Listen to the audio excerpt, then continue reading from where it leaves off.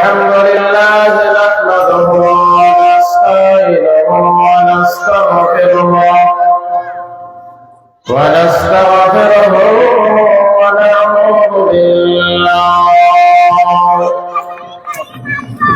ونعوذ بالله من شرور أنفسنا ومن سيئات أعمالنا من يهده الله فلا مضل له ومن يضلله فلا هادي له ونشهد أن لا إله إلا الله وحده لا شريك له وأشهد أن سيدنا وحبيبنا ومولانا محمدا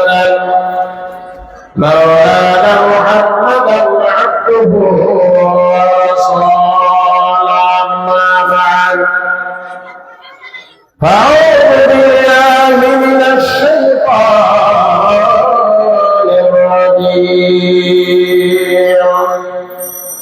بسم الله الرحمن الرحيم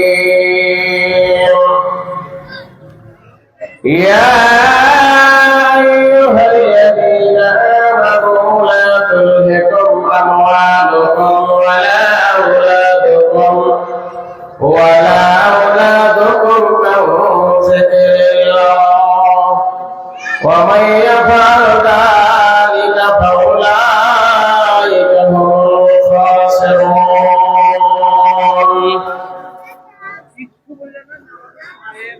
الآيات. وعن أبي هريرة رضي الله تعالى عنه قال رسول الله صلى الله عليه وسلم إذا مات الإنسان انقطع عمله إلا بثلاثة صدقة جارية أو علم ينتفع به أو عالم صالح يدعو له متفق عليه.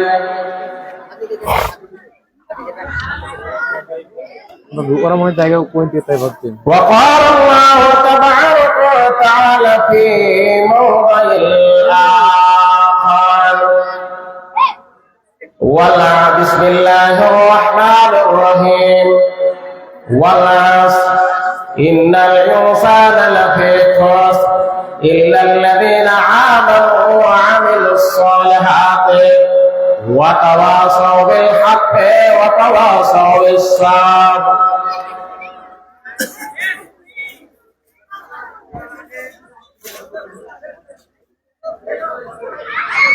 সমস্ত প্রশংসা সেই মহান আল্লাহ রাব্বুল আলামিনের জন্য, যে মহান আল্লাহ রাব্বুল আলামিন আজকে পাতান্ডা গ্রামের গোটা গ্রাম মিলিয়ে আজকে একটা ছোট্ট নাইট জালসার ব্যবস্থা করা হয়েছে। মাদ্রাসার ছাদ ঢালাই উপলক্ষে আপনারা সকলেই অবগত আছেন। এই মাদ্রাসা চিরদিন থাকবে। আমি চলে যাব, সভাপতি সাহেব চলে যাবেন, চিরদিন থাকবে।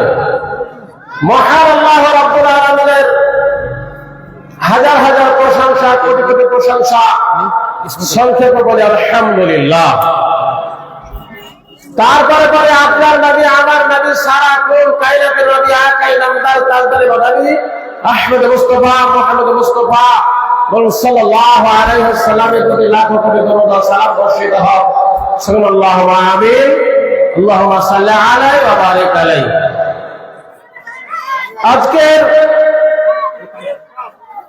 জালসার যোগ্যতম সভাপতি সাহেব আমার বড় ভাই মাওলানা মুরসালিম সাহেব, আল্লাহ তাবারক ওয়া তাআলা তাকে হায়াতে তওবা দান করুন। আমরা ডেকেছি, তিনার সাড়া আমরা পেয়েছি। যাই হোক, সম্মানিত উপস্থিতি, আমি আপনাদের সম্মুখে কোরআনুল কারীম থেকে একটি আয়াত তেলাওয়াত করেছি, তার সাথে সাথে বিশ্বনবী জনাবে মুহাম্মদ রাসূলুল্লাহ সাল্লাল্লাহু আলাইহি ওয়াসাল্লামের হাদিস পাক তেলাওয়াত করেছি। এই হাদিস এবং কোরআনকে সামনে রেখে দুটি কথা বলে ইতি করবো আমার তৌফিক ইল্লা বিল্লাহ। মহান আল্লাহ রাব্বুল আলামিন, প্রথমে আপনাদের আমি আলোচনা করি সময় সম্পর্কে। মহান আল্লাহ রাব্বুল আলামিন কোরআনুল কারীমের মধ্যে বলছেন, ওয়াল আসর, আমি আসরের কসম খেয়ে বলছি,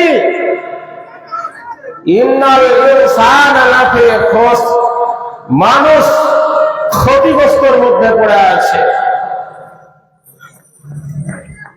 আমি যাই ওই দিকে আর যাব না, আমি শুধু সংক্ষেপে একটা শব্দ নেব। কয়টা শব্দ বললাম? একটা শব্দ নেব, ওয়াল আসর, আমি সময়ের কসম করে। আল্লাহ তাবারক ওয়া তাআলা কোন এক সময়কে কসম কেটে বললেন, আল্লাহ তাবারক ওয়া তাআলা কোন সময়কে লক্ষ্য করে বললেন ওয়াল আসর, আমি আসরের কসম খেয়ে বলছি, আমি সময়ের কসম খেয়ে বলছি, যে সময়টা আপনাকে আমাকে নির্ধারিত করে দেওয়া হয়েছে, যে সময়টা আপনাকে আমাকে বেঁধে দেওয়া হয়েছে, সেই সময়ের ব্যাপারে আল্লাহ তাবারক ওয়া তাআলা বলছেন, সময়। আপনাকে আমি এতটুকু বুঝাই যে আপনি লালগোলা থেকে কলকাতা যাবেন, তো কলকাতা যাওয়ার সময় ট্রেনটা আছে 12:45, 12:45। তাহলে আপনি যদি 12:50 ওই স্টেশনে, বহরমপুর স্টেশনে ঢোকেন, তো বলেন আপনি ট্রেনটা পাবেন? যে কথার উত্তর দিবেন, ট্রেনটা পাবেন না। কারণ যে সময়ে, নির্ধারিত সময়ে ট্রেনটা ছেড়ে যাওয়ার কথা, সেই ট্রেনটা সেই নির্ধারিত টাইমে ছেড়ে চলে গেছে। কিন্তু আপনার আমার জীবনটা আল্লাহ তাবারক ওয়া তাআলা বেঁধে দিয়েছে। কাউরির 40 বছর, কাউরির 50 বছর, কাউরির 60 বছর, কাউরির 70 বছর, কাউরির 100 বছর। কিন্তু আল্লাহ তাবারক ওয়া তাআলা 1 সেকেন্ড ইরি করবে না। যতটা যার টাইম আছে, যতটা যার সময় আছে, এই সময়ের মধ্যে দিয়ে নেবে, ওই সময়ের মধ্যেই তাকে নিয়ে নেবে। তাহলে সময়টা এত মূল্যবান, কিন্তু আমরা বর্তমানের মানুষ সময় দিক থেকে মূল্যহীন, সময় দিক থেকে মূল্যহীন। আপনি দেখেন, আপনার দাড়ি পেকে গেছে, আপনার মুছ পেকে গেছে, আপনার মাথার চুল পেকে গেছে, আপনার মতন, আপনার নাম আব্দুর রশিদ, আপনার নাম আব্দুল জব্বার, আপনার নাম আব্দুল গাফফার, আপনার নাম মুসলিমদের নাম আপনি নিয়ে আছেন, নেওয়ার সত্ত্বেও আপনি সেই সময়ের কাজটা আপনি করছেন না। সেই সময়টাকে আপনি অপচয় ভাবে নষ্ট করছেন। সময়টাকে আমি তাসের আড্ডায়, মদের আড্ডায়, চায়ের দোকানের আড্ডায় আমরা সময়টাকে ব্যয় করে ফেলেছি, যে সময়টাকে আল্লাহ তাবারক ওয়া তাআলা কাজে লাগাতে বলেছে।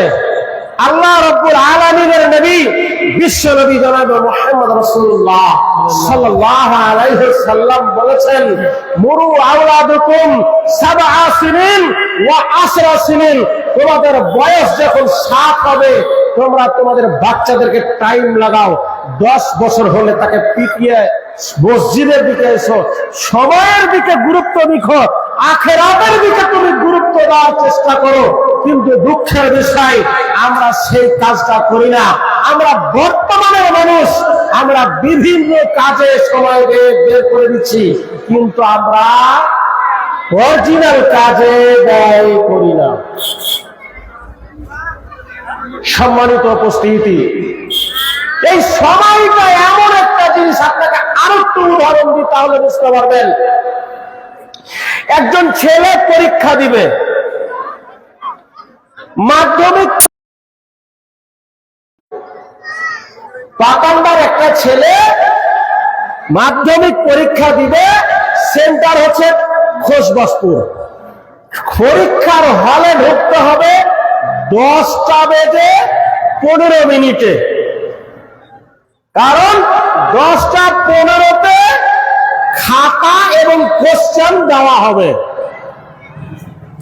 10:15 কোশ্চেন দেওয়া হয়ে গেল, কোশ্চেন পড়লো। যুবক ছেলেদেরকে বসার জন্য বলেন, যুবক ছেলেদেরকে বসার জন্য বলেন। সম্মানিত উপস্থিতি, আমার যুবক ভাইদেরকে বলছি, তোমরা এদিক ওদিক ঘোরাফেরা না করে একটু স্টেজের দিকে আসো। তোমরা স্টেজের দিকে থাকো।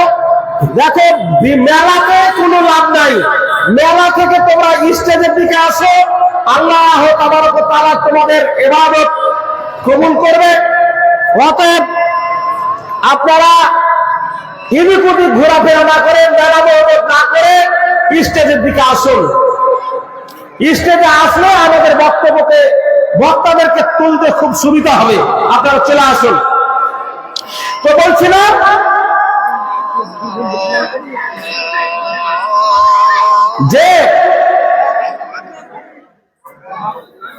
বলছিলাম, সেই সময় পরীক্ষার সময় আপনাকে দেওয়া হলো, পরীক্ষার সময় 3 ঘন্টা। আপনার ছেলেটা পরীক্ষায় লিখতে লিখতে লিখতে লিখতে 4টা প্রশ্নের অ্যান্সার করলে, প্রশ্নের অ্যান্সার করতে হবে 6টা। এবার 4টা প্রশ্নের অ্যান্সার করতে গিয়ে তার টাইম শেষ হয়ে গেল। এবার আপনাকে বলি মাস্টার মশাই টাইমে খাতা নিবে না নেবে না? যে খাতা নিবে না নেবে না? নেবে। তাহলে টাইমের মেনটেন করে তারা চলছে। কিন্তু বর্তমান আমরা মানুষ, টাইম আপনাকে বেঁধে দিয়েছে, আল্লাহ তাবারক ওয়া তাআলা সময় বেঁধে দিয়েছে, সেই সময় আপনাকে যেতে হবে। কারোর জন্য সময় অপেক্ষা থাকবে না। মহান আল্লাহ রাব্বুল আলামিন সময়টাকে কাজে লাগান, সময়ের দিকে গুরুত্ব দিন, সময়ের দিকে তাগাদা করুন। সময়, আপনি আজ আছেন কাল মরে যাবেন। আপনাকে সময় কি বলবো, একটা লোক গাড়ি থেকে পড়ে অ্যাক্সিডেন্ট হয়ে যাচ্ছে, একটা বিভিন্ন জায়গা থেকে হাঁটুতে উজুট লেগে মারা যাচ্ছে, সময় তার শেষ হয়ে গেছে বলে। অতএব আপনি আমি যেন সময়ের দিকে গুরুত্ব দিই। দ্বিতীয় দিকে আল্লাহ রাব্বুল আলামিন আপনারা যে মাদ্রাসা তৈরি করেছেন, সেই মাদ্রাসা সম্পর্কে আপনাকে বলি। মহান আল্লাহ রাব্বুল আলামিন বলছেন যে, ইয়া আইয়ুহাল্লাযীনা আমানু লা তুলহিকুম আমওয়ালুকুম ওয়ালা আওলাদুকুম আন যিকরিল্লাহ। আল্লাহ তাবারক ওয়া তাআলা বলছেন যে, হে ঈমানদার গণেরা, যারা আমাকে আল্লাহ বলে স্বীকার করেছে, তোমরা কি করো? ইয়া আইয়ুহাল্লাযীনা আমানু লা তুলহিকুম আমওয়ালুকুম, তোমরা তোমাদের সন্তান সন্ততিকে পেয়ে, তোমাদের ধন সম্পদ পেয়ে তোমরা কি করলে না? আও যিকরিল্লাহ, আমার জিকির আজকার থেকে আমার সত্যসভা থেকে, আমার আরাধনা থেকে তোমরা সরে যেও না, তোমরা আমাদের গাফেল হয়ে যেও না। আও যিকিরিল্লাহ ওয়া ইয়াফআল যালিকা ফাউলাইকা হুমুল খাসিরুন। তোমরা যদি গাফেল হও তাহলে তোমরা কি হবে? ক্ষতিগ্রস্তের মধ্যে পড়বে। ফাউলাইকা হুমুল খাসিরুন। সম্মানিত উপস্থিতি, আপনি আমি ক্ষতিগ্রস্তের মধ্যে পড়ে যাব যদি আমরা আমাদের দুনিয়াটাকে বেঁধে আঁকড়ে ধরে থাকি। আখিরাতকে যদি আমরা ছেড়ে না দিই, আমরা যদি আখিরাতকে ভুলে যাই, তাহলে আমাদের পরকাল শেষ, আমরা জাহান্নামে চলে যাব। কেননা আমাকে আখিরাত করতে হবে, জাহান্নাম থেকে বাঁচতে হবে। আল্লাহ তাবারক ওয়া তাআলা বলছেন যে ফাউলাইকা হুমুল খাসিরুন। তোমরা যদি তোমাদের সন্তান সন্ততি পেয়ে, তোমরা যদি তোমাদের ধন সম্পদ পেয়ে, তোমাদের মাল সামান পেয়ে যদি তোমরা আমার জিকির আজকার ছেড়ে দাও, আমার মসজিদ থেকে ছেড়ে দাও, আমার মাদ্রাসা থেকে যদি সরে যাও, তাহলে তোমরা কি হবে? ক্ষতিগ্রস্তের মধ্যে হবে। ফাউলাইকা হুমুল খাসিরুন। আর আল্লাহ বলছেন কি ওয়া আনফিকু, তোমরা খরচ করো, তোমরা খরচ করো। কি থেকে খরচ করো? ওয়া আনফিকু মিম্মা রাযাকনাকুম মিন ক্বাবলি আইয়াতি আহাদাকুমুল মাউত। তোমাদের ধন সম্পদ থেকে, মাল সম্পদ থেকে তোমরা খরচ করো। কতদিন খরচ করো? আল্লাহ বলেছেন মিন ক্বাবলি আইয়াতি আহাদাকুমুল মাউত। তোমাদের মৃত্যু আসার আগে পর্যন্ত, তোমাদের ধন সম্পদ আসার আগে পর্যন্ত তোমরা খরচ করো। সম্মানিত উপস্থিতি, মরে যাওয়ার পরে আপনার কোনো কাজ আসবে না, মরে যাওয়ার পরে কোনো আসবে না। আল্লাহ রাসূল সাল্লাল্লাহু আলাইহি ওয়াসাল্লাম বলছেন, হযরত আবু হুরায়রা রাদিয়াল্লাহু তাআলা আনহু থেকে হাদিসটা বললে তর্জমা করে ছেড়ে দেব। হযরত আবু হুরায়রা রাদিয়াল্লাহু তাআলা আনহু হতে বর্ণিত, রাসূল সাল্লাল্লাহু আলাইহি ওয়াসাল্লাম বলছেন যে মানুষ যখন মারা যায় তার সমস্ত আমল বন্ধ হয়ে যায়। আচ্ছা, আপনাদেরকে আমি একটা ছোট্ট প্রশ্ন করি, যে মানুষ যখন মারা যায় সালাত আদায় করতে পারে? যে সালাত আদায় করতে পারে না। যাকাত দিতে পারে? পারে না। আপনার সিয়াম পালন করতে পারে না। তাহলে তার সমস্ত আমল বন্ধ হয়ে যায়। কিন্তু আল্লাহ বলেছেন ইল্লা বিন সালাসাতিন সাদকাতিন জারিয়াতিন, তার তিনটা আমল কিয়ামত পর্যন্ত জারি থাকবে। সে তিনটা কি? যে কোনো মানুষ সাদকায়ে জারিয়া। তো এই পাতান্ডা গ্রামে এই মাদ্রাসা হচ্ছে, কোন মানুষ যদি এক ট্রাক্টর বালি দেয়, ওই বালির দ্বারা ঘরটা নির্মাণ হবে। আর ঘর নির্মাণ হলে কি হবে? যত দিন ওই ঘরটা থাকবে তত দিন তার কবরে নেকি জারি হতে থাকবে। বলেন সুবহানাল্লাহ। এবার কি? 2 নম্বর হচ্ছে আলেমদেরকে ভালোবাসা, আলেমদের প্রতি খিদমত করা। কারণ কিয়ামতের দিন আল্লাহ রাসূল সাল্লাল্লাহু আলাইহি ওয়াসাল্লাম বলেছেন, কিয়ামতের দিন ওই আলেমটাকে আপনি যখন ভালোবাসবেন, ওই আলেমটা যখন আপনার কাছে থাকবে, কিয়ামতের দিন ওই আলেমটাকে জান্নাতে যেতে বলবে যে তুমি তুমি জান্নাতে চলে যাও। তখন বলবে ওই আলেম সাহেব বেঁকে বসবে। কি বেঁকে বসবে? আমি পাতান্ডার মাটিতে খাওয়া দাওয়া করেছি, পাতান্ডার মানুষেরা আমাকে ভালোবেসেছে, আমার পাতান্ডার মানুষেরাকে যতক্ষণ জান্নাতে না দিবে ততক্ষণ পর্যন্ত জান্নাতে যাব না। বলেন সুবহানাল্লাহ। আর একটা কি? সেটা হচ্ছে নেক সন্তান, সলেহ সন্তান। ইয়াদউ লাহু যদি আপনি নেক সন্তান রেখে যেতে পারেন, নেক সন্তান যদি আপনি রেখে যেতে পারেন, তাহলে সেই সন্তান যখন বলবে রব্বির হামহামা কামা রাব্বায়ান সগীরা, আল্লাহ তুমি আমাকে আমার বাপ যেমন লালিত পালিত করেছে, আমাকে বাল্য অবস্থায় যেরকম লালিত পালিত করেছে, আল্লাহ তুমি আমার পিতাকে ওই রকম ভাবে লালিত পালিত করো। এইভাবে যে দোয়া করবে, দোয়াটা কারেন্টের মতন কবুল হয়ে যায়। অতএব ভাইরা আমার, বাপজিরা আমার, যতটুকু পারলাম সময়ে বললাম, বলার মাধ্যমে যদি ভুল ত্রুটি থাকে ক্ষমা করবেন। আসসালামু আলাইকুম ওয়া রাহমাতুল্লাহি ওয়া বারাকাতুহু।